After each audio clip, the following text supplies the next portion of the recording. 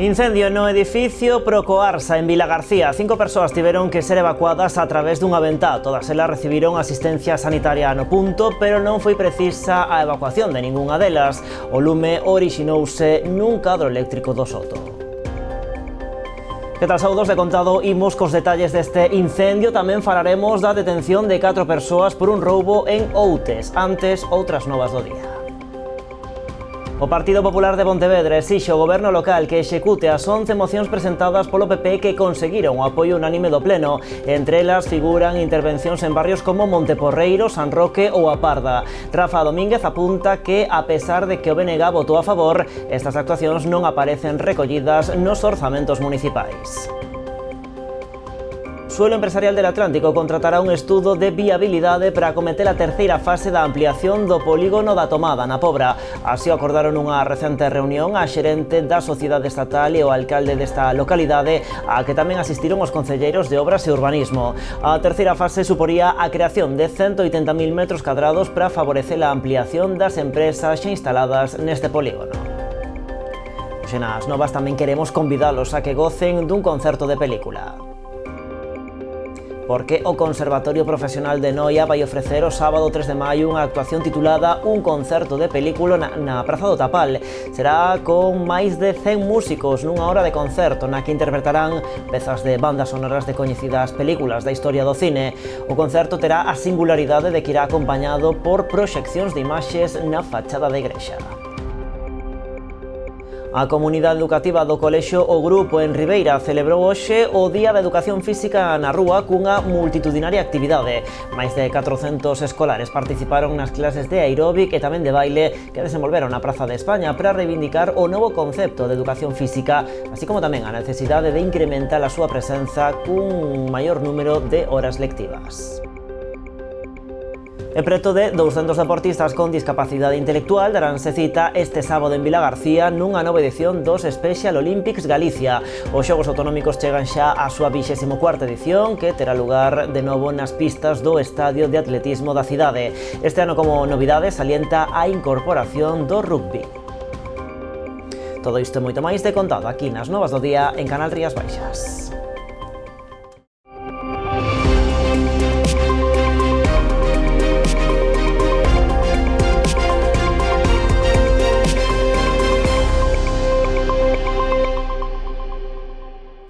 Incendio no edificio Procoarsa en Vilagarcía. 5 persoas tiveron que ser evacuadas a través dunha ventá. Todas elas recibiron ali asistencia sanitaria, pero non foi precisa a súa evacuación ao hospital. O lume orixinouse nun cadro eléctrico no Soto. O denso fume espallouse axiña polos distintos andares do edificio de 12 plantas e cun cento de vivendas.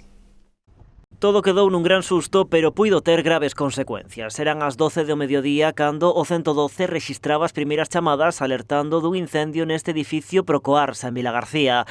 Trátase dun inmoble de grandes dimensións con 12 andares de altura e case un cento de vivendas, situado na intersección da avenida de Cambados coa rúa Vilaboa, na zona de Sobradelo. O lume declarouse nun cadro eléctrico situado no andar -1. Iso provocou que o denso fume se espallase axiña por todo o edificio, obrigando a súa evacuación parcial. Os efectivos de emerxencia cun guindastre desaloxaron 5 persoas a través das fiestras, en concreto unha moza e 2 parellas de anciáns. As persoas rescatadas foron atendidas no punto polos efectivos sanitarios por inhalación de fume. Con todo, ningunha delas tivo que ser trasladada.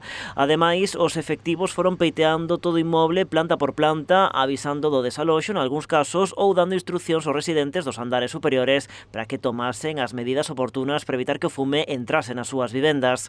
No operativo participaron os bombeiros do Salnés, o Servizo de Emerxencias de Vilagarcía e a Policía Local, tamén 2 ambulancias do 061. Ata o lugar tamén se achegou a concelleira de Servizos Sociais de Vilagarcía, Tania García, para atender as necesidades das familias máis afectadas. Algunhas delas non poderán pasar esta noite na súa casa.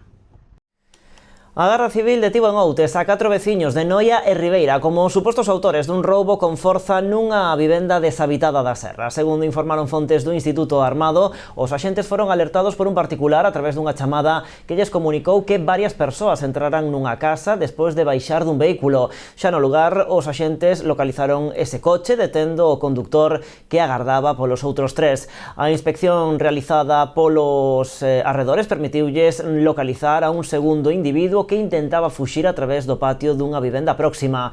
As patrullas de apoio que se sumaron ao operativo descubriron a outros dous dos presuntos ladróns agochados no interior dun pozo de formigón, procedendo tamén á súa detención. Os 4 detidos pasarán nas vindeiras horas a prestar declaración nos xulgados de Noia, que é quen instrúe as dilixencias. Carecía de seguro no seu vehículo e aínda por riba conducía sen ter sacado nunca o permiso de conducir. O suceso tivo lugar en Rianxo. A policía local, que realizaba un control rutineiro de estrada, deulle o alto ao vehículo e ao pedirlle a correspondente documentación ao conductor, tanto o permiso de circulación como o seguro do vehículo, os axentes atopáronse coa sorpresa. Ao parecer trátase dun veciño de Santiago, de 38 anos. Tras as comprobacións realizadas, os axentes inmovilizaron o vehículo, remitindo as dilixencias realizadas aos xulgados de Padrón, encargado agora de instruir a causa. Bueno, seguimos falando aínda de emerxencias e tamén de seguridade, pero dende outro punto de vista, porque a Confederación Española de Policía carga contra a decisión do Concello de Pontevedra de instalar volardos na Rúa Peregrina. Consideran que impiden o paso de vehículos de emerxencia. Dende o goberno local defenden a medida, que ven necesaria, e recordan que é o Executivo local quen decide como se fai o tratamento do espazo público na cidade. É o Concello quen decide pois como se fai o tratamento do espazo público. Deberían de entender a estas alturas cal é o modelo de Pontevedra. E a resposta de Eva Vilaverde ás críticas da Confederación Española de Policía. A entidade considera alarmante a instalación de volardos na Rúa Peregrina. Asegura que impiden o paso dos vehículos de emerxencia, se considera a medida imprudente e temeraria. Vilaverde, pola súa banda, recordou que o paso de tráfico rodado por esta rúa xa estaba prohibido. Por aí xa non estaba permitido o paso, salvo que fose por unha cuestión moi puntual. Non se obstaculiza o labor da Policía Nacional, igual que non se obstaculiza o labor da Policía Local, que tamén ten que patrullar pola zona urbana de Pontevedra. Entón, eu creo que é simplemente unha cuestión de acostumarse a ir polas zonas que están habilitadas para circular sin maior problema. Así as cousas, a concelleira recordou que a instalación destes volardos é unha medida temporal. A intención do goberno local é retiralos cando a cidadanía volva a concienciarse de que non está permitido circular por esta zona. Tes permanentemente patrullas ali ou é complicado. Non é a solución á caída, pero é unha solución en todo caso necesaria. Si hai tráficos de paso, si estamos gastando cada 15 días en repoñer lousas e lousetas e siguen pois rompéndose porque pasan por ali pois furgonetas, coches, motos e demais, pois efectivamente temos que tomar medidas. A intención da Confederación é trasladar estes problemas á subdelegación do Goberno co obxectivo de que se realice un estudo na procura dunha fórmula xurídica que impida estas decisións urbanísticas.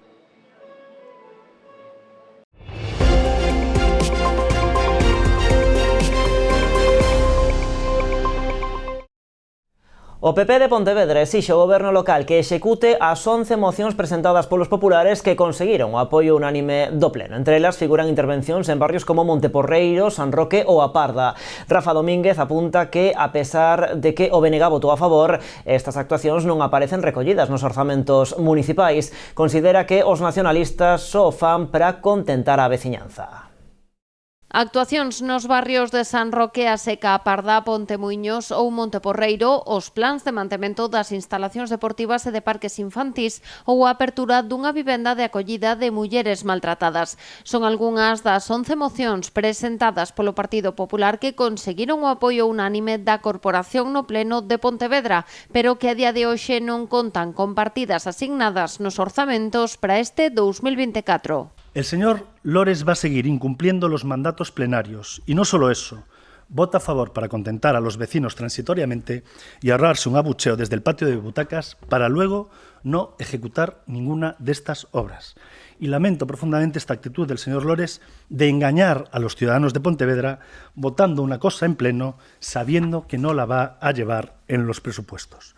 Y repito, Isto non é outra cosa que un signo de debilidade. Tras coñecer os datos económicos do Concello presentados onte que apuntan un superávit de 11,5 millóns de euros e unhas contas para este 2024 que xa superan os 116 millóns, Domínguez asegura que a falta de cartos non é un problema para asumir estas iniciativas. Que en las próximas semanas me voy a reunir con los vecinos de Pontemuiños para explicarles que en los presupuestos no están las obras prometidas y por el Pleno de Pontevedra y aprobadas por el Pleno de Pontevedra.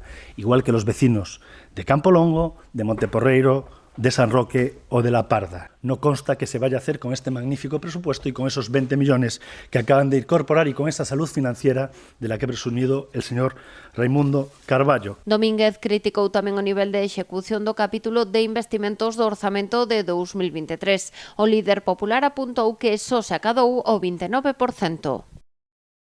E seguimos con mocións do Partido Popular desta volta, unha das que levarán ao pleno do vindeiro luns. Defenderán unha iniciativa sobre os problemas de seguridade cidadá que se están a producir en Pontevedra. Aínda que dende o BNG recoñecen que están traballando para atopar solucións, acusan o PP de buscar magnificar o problema. Seguimos coa estrategia marrulleira do señor Domínguez e do Partido Popular, que aquí é onde se nota a diferencia de quen busca solucións e quen busca problemas. Mentras uns traballamos reuníndonos, falando cos corpos e forzas de seguridade do Estado, para ir traballando discretamente en que isto se vaya solucionando un problema de convivencia que non vai máis alá, máis ben bastante máis pequeno do que hai en calquera outra cidade do país, outros se empeñan en públicamente trasladar que isto é un gran problema e que isto non pasa noutro sitio. E o que faz é magnificar o problema. E a CIGA quenta motores de cara á celebración do 1º de maio, Día Internacional dos Traballadores. Hoxe, os seus delegados concentráronse ante a subdelegación do Goberno en Pontevedra para dar a coñecer as súas demandas. É urxente, din, rematar coa situación actual de precariedade. Situación de precariedade, unha situación de necesidade urxente de que se cambien as políticas que nos levaron a esta situación. Poderíamos leválo ás reformas laborales do 2011 e 2012 que fixeron o PP, pero tamén temos que falar da inacción do Goberno da Xunta, que non ten plans nin proxectos industriales, nin plan de empleo para Galiza, e aceptan, sin máis, o papel de colonia de Galiza e o papel de man de obra para exportar que nos deixa os galegos. Recordar que volve a haber 30.000 galegos e galegas que tuveron que marchar a traballar a emigración e esa situación nos entendemos que é insostible. Conde recordou tamén que a CIGA se manifestará o 1 de maio para insistir nestas reclamacións. No caso de Pontevedra, a movilización comezará ás 11:30 da mañá con saída dende a Praza da Ferrería. Á mesma hora e saindo da Casa do Mar comezará a manifestación en Vilagarcía. No marco da concentración desta mañá, o Sindicato Nacionalista reclamou tamén paz para Palestina e para, dixo Conde, calquera pobo oprimido. Apuntou ademais as políticas económicas como as causantes deste tipo de situacións. Dentro de uns minutos falaremos aquí nas novas dun concerto ben orixinal que están programando no Concello de Noia. Van mesturar as imaxes de películas coas súas bandas sonoras. Ampliamos despois da publicidade.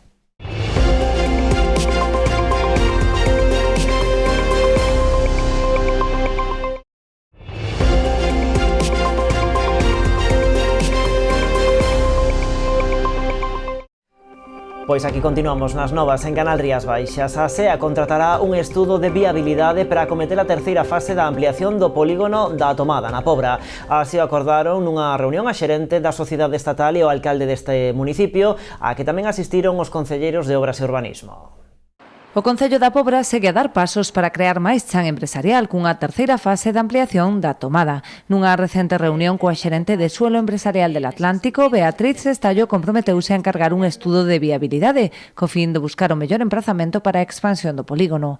O alcalde, José Carlos Vidal, acompañado polos concelleiros de Obras e de Urbanismo, Patricia Lojo e Xosé Lois Piñeiro, presentou un anteproxecto que contempla 3 posibles zonas para a ampliación do polígono.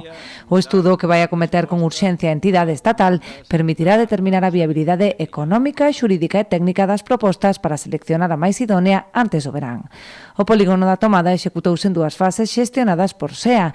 A primeira, cunha superficie bruta de máis de 220.000 metros cadrados, consta de 48 parcelas ocupadas por 35 empresas. A segunda fase, inaugurada en 2015, permitiu incrementar a superficie en algo máis de 100.000 metros cadrados, destinados a 25 parcelas que se ocuparon en tan só 4 anos. Agora, a terceira fase suporá a creación de 180.000 novos metros cadrados para favorecer a ampliación de empresas xa instaladas na Tomada e a implantación de novas firmas. Vilagarcía pon en marcha un programa de titorización para o comercio local e a hostalería. O proxecto busca mellorar a competitividade dos negocios ofrecendo ferramentas personalizadas a cada un deles. Entre os obxectivos busca mellorar a súa presenza digital. A convocatoria aínda está aberta, aínda que xa se rexistraron máis de 20 solicitudes. Vilagarcía quere que o seu comercio local e a hostalería sigan avanzando na súa adaptación aos novos tempos. O Concello, a través de fondos Next Generation, lanza agora un programa de titorización que busca a mellora da competitividade dos negocios de sempre. O obxectivo principal é mellorar a competitividade local daqui de Vilagarcía, vale? Está aberto a todo tipo de establecementos. Temos xa solicitudes, estamos xa coa selección. Por poñervos un exemplo, desde comercios de venta de produtos frescos hasta tendas de roupa, hasta cosmética, peluquería. Os responsables deste programa explican que cada establecemento recibirá unha atención personalizada, adaptando os contidos ás súas necesidades. O obxectivo principal vai a ser sempre adaptarnos nos aos comercios, non dar unha tutorización e unha formación estándar que poidamos coller 2 pinceladas e o resto non nos vala, vale? Realmente vamos a adaptar a cada tipo de actividade e as necesidades de cada un deses comercios. Así que cada negocio recibirá as ferramentas que precisa para mellorar os seus obxectivos. Traballarase na mellora da presenza digital do negocio, pero tamén na física a través do escaparatismo ou da atención ao público. Outra pata importante será o asesoramento legal. Se non realmente abrimos unha tenda online, por exemplo, que ahora mismo non temos, vamos a ter que cumplir unha normativa de Lei de Servicios de Sociedade de Información e Comercio Electrónico. Entonces vamos a ter que ir informando e formando realmente a todos eses negocios nos novos cumplimientos normativos. Polo de agora hai xa 21 establecementos inscritos. Rabella traballa co obxectivo de acadar os 30. O alcalde destaca que esta é unha iniciativa máis das que se están a impulsar dentro do Concello a prol do comercio local. Esta é unha iniciativa que non solamente comprende a Praza de Abastos, senón tamén a comercio e hostelería, que trátalle de dar ferramentas para que despois o apliquen no seu día a día, o apliquen nas súas ventas e fagan todavía pois o noso comercio, a nosa hostelería todavía máis atractivo do que é. O prazo de inscripción aínda está aberto, o programa arrancará axiña e desenvolverase ata o mes de xuño. O Concello da Pobra e a empresa DS Smith Cartogal suscribiron un convenio para a posta en marcha dun proxecto educativo medioambiental no que participan usuarios do CAT. A compañía dou 5.000 euros para o desenvolvemento das actividades de integración sensorial e sensibilización que contempla este programa. Usuarios do Centro de Atención á Discapacidade da Pobra participan dende a pasada semana nun proxecto de educación medioambiental impulsado pola Concellería de Servizos Sociais grazas a un convenio coa empresa DS Smith Cartogal. O programa ten por obxectivo concienciar sobre a necesidade de coidar o medio ambiente o tempo que se traballa a integración sensorial dos participantes con saídas ao medio natural. É un programa que está baseado na relación dos nenos que acuden ao CAD co que é a contorna, co que é o medio ambiente. E o obxectivo principal é que tanto eles coñezan o que lle rodea, pero tamén o que lle rodea sirva para estimulálos a nivel sensorial, sobre todo cando vivimos nun mundo de agora pois tan digital. Nas 32 semanas de duración do proxecto desenvolveránse actividades de observación de aves, obradoiros de xardinería e reciclaxe ou xogos de orientación e equilibrio. Lo podemos levar a cabo o que son as 3 vertientes, o que é a concienciación e cuidado do medio ambiente, que creo que hoxe en día deberían difundirse ou facerse desde todas as entidades, pero ademais permítenos levar unha acción rehabilitadora cos nosos usuarios que é moi satisfactoria. A posta en marcha deste programa foi posible grazas á colaboración da empresa DS Smith Cartogal, que achegou preto de 5.000 euros para a contratación dunha terapeuta ocupacional que desenvolve as actividades. Cando nos presentaron este proxecto xa fai uns meses, vimos desde un primer momento que iba moi en liña ca importancia do noso principal pilar, que é a sostenibilidade. Nós sempre buscamos ter un uso dos recursos naturais de forma coherente e aportar aos nosos clientes un packaging, unha solución de packaging sostenibles en todo momento. Non é esta a primeira colaboración que realiza esta empresa emprazada no polígono da Tomada, posto que periódicamente doa cartón ao Concello para as actividades de decoración que desenvolven no CAD. E a comunidade educativa do Colexio O Grupo en Ribeira celebraba hoxe o Día de Educación Física na rúa, cunha actividade multitudinaria. Máis de 400 escolares participaron nas clases de aeróbic e baile que se desenvolveron na Praza de España para reivindicar o novo concepto de educación física, tamén a necesidade de incrementar a súa presenza con maior número de horas lectivas. Dar a coñecer a nova educación física e incrementar a súa presenza no horario lectivo do actual sistema educativo son algúns dos obxectivos da actividade desenvolvida esta mañá pola comunidade educativa do Ceipo Grupo de Ribeira, co gallo do Día da Educación Física na rúa. Máis de 400 escolares acompañados de mestres e moitos familiares que se achegaron ata a Praza de España participaron na xornada que comezou coa lectura dun manifesto. A continuación, e tralo preceptivo quencemento, os pequenos participaron nunha clase de aeróbic e unha de baile para pechar a xornada cunha volta á calma. Os nenos fixeron na miña clase un traballo ca definición de educación física cas súas palabras, eles sin 4 ao azar, que son os que van a ler. Despois vou comezar eu cun quecemento, non? Antes de que lle enseño, antes de facer exercicio e actividade física, facemos un quecemento para previr lesións. E despois vamos a facer cun invitado, un amigo meu, Fran, unha clase de aeróbic, e despois está unha amiga miña prima tamén, Carmen, que vai a dar uns bailes. E volvemos comigo despois a volta á calma. Con esta actividade pioneira búscase desterrar o concepto da antiga ximnasia e dar a coñecer a nova educación física. Esta iniciativa surde do Colexio de Licenciados de Educación Física xa pre-Covid, pero no Covid demos como un paso máis alá, non? As redes sociais, novas tecnoloxías e demais deron a coñecer máis a educación física e querer celebralo como tal. Olvidarnos desa gimnasia sueca, non? Que se lle escapa a moitos papás e avós aínda. Queremos dar a coñecer a nova educación física integral e integrada para todos. Unha educación física integradora e divertida que busca transmitir hábitos de vida saudables e contribuir ao desenvolvemento integral dos rapaces a través do xogo como motor de aprendizaxe.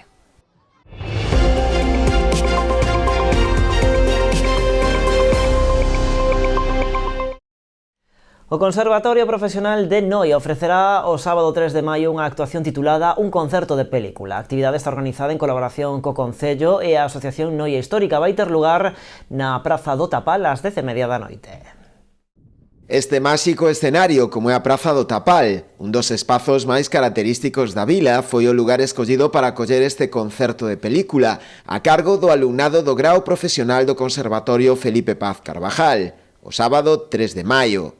Serán máis de 100 músicos nunha hora de concerto na que se interpretarán pezas de bandas sonoras de coñecidas películas da historia do cine. Pois Piratas del Caribe, La La Land, por exemplo, logo temos algunhas de Disney, algunhas de cine mudo tamén, de Chaplin, para facer un pouco referencia a toda a historia do cine. E todos os estilos tamén. Hai películas máis de acción, máis románticas, os musicales. O concerto terá a singularidade de que irá acompañado de proxeccións de imaxes na fachada da igrexa, sincronizadas cos arranxos musicais, o que o converterá nun espectáculo único digno de ver. Vamos a poñer a música en primeiro plano, coas proxeccións nesta fachada, que xa probamos e teño que dicir que quedan excelentes. Vai a ser unha experiencia única. É un concerto de unha hora, todas as bandas sonoras enlazadas, se van cambiando as imaxes a medida que cambia o tema. Dende o Concello, que colabora tamén coa iniciativa, ven con bos ollos este tipo de concertos, que permite sacar á rúa o traballo dos alumnos realizado ao longo do ano nas clases. Animamos a xente a que acuda para ver este espectáculo, que é a primeira vez